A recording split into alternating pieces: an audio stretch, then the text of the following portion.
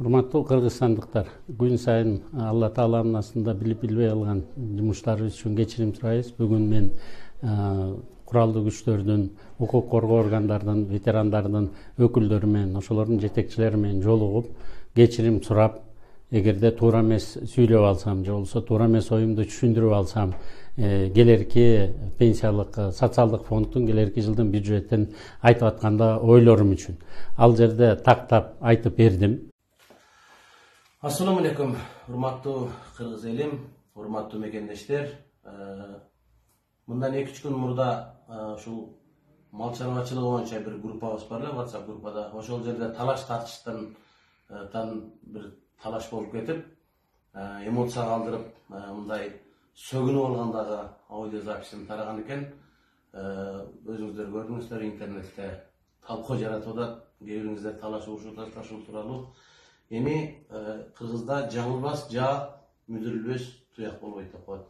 Ачуу үстүндө эмоция калтырып ошол жерде уят сөз сүйлөп сөгүнүп алганым үчүн мен жалпы кыргыз элинен баарыңыздардан башын ийип кечирим сурайм.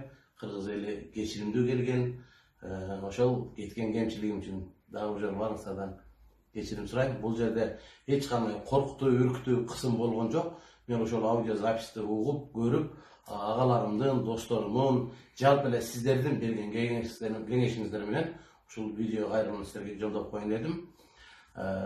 Эми жигитчиликте, эркекчиликте болуп калат экен. Кээде сөгүнүп алат экенсиң, кээде бирөөдөн сөгүшүп болуп калат экенсиң, кээде бирөөнү урушасың, кээде бирөөдөн урушуп каласың. Эми сөгүнүп алганды муну мен мырзалар, эркектер туура түшүнөт деп ойлойм, бирок бул жерде жалаң эле эркектер эмес, жалпы айымдар, жалпы кыргыз элине улуу кайрылуум болуп атат. Ошон үчүн ошол кеткен мүчөлдөштүк үчүн дагы бир жолу кечирим сурайм. Ишиңиздерде ийгилик болсун, барчылык болсун, токчулук болсун, молчулук болсун. Баарыңыздардын келе жаткан жаңы жылыңыздар менен ар бириңиздердин үйүңүздөрдө нарестердин күлкүсү жаңырсын, жашооңуздарды күлкү коштосун, жакшылыгыңыздар мол болсун. Сиздердин жакшылыгыңыздарда кызмат кылганды Аллах Таала бизге насип эткен болсун. Дагы бир жолу кыргыз элибизден, кыргыз элмен ошол уят сөздөр чыгып кеткенде сиздерден дагы бир жолу кечирим сурайм. Ишиңиздерге ийгилик болсун, аман болуңуздар.